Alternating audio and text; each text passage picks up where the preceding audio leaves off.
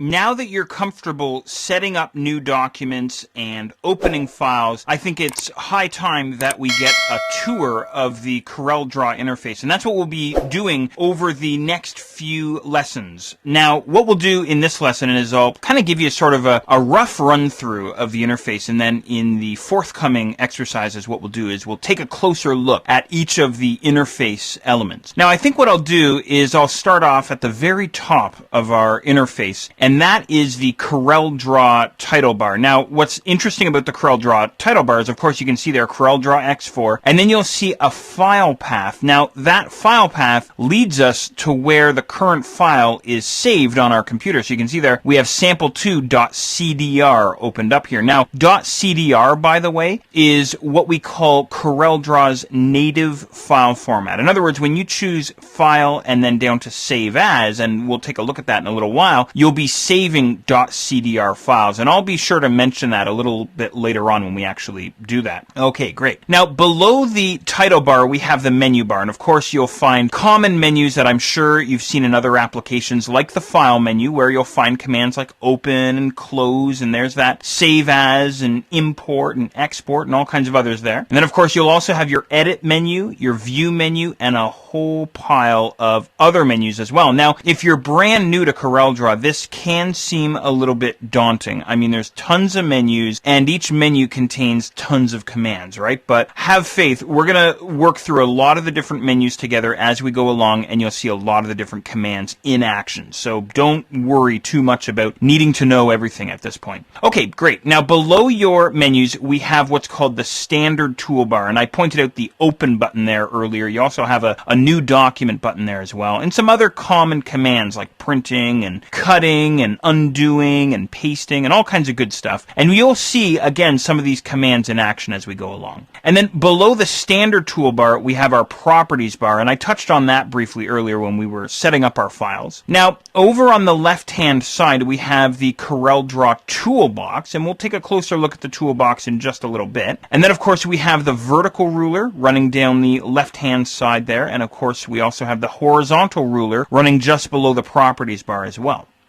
Okay, great. Then, of course, we have the main interface where we're going to be working on our artwork. Now, below the main interface, down towards the bottom left, we have a page count area. And earlier on, I'd mentioned that you can create CorelDRAW files that are comprised of multiple pages, right? Well, here's where you come to do it. If you want to go and add on extra pages or delete pages, navigate between your pages, and all that good stuff, right? Okay, great. Now, at the very bottom of your screen, running right across the bottom of your screen, we have our status bar. And the status bar is going to provide you with different pieces of information as you're working along inside CorelDRAW. All right. Now, last but not least, over on the right-hand side, I've sort of saved the best for last here. See where it says hints? Well, this fella here is what's referred to as a Docker, and we'll spend some time in just a moment talking about Dockers. There's all kinds of different Dockers available to us here inside CorelDRAW, and they give us lots and lots of options and commands to make our work easier here inside CorelDRAW while we're working through that creative process or that design workflow, right? And then last but not least, finally, we have our color bar running all the way down the right-hand edge of our screen. And of course, as we work along, we'll definitely be talking about working with color and applying color to your objects and this sort of thing. So there you go. That's kind of a down and dirty, quick 5-cent tour of the interface. Now let's spend a little bit more time on each of the main areas of the interface.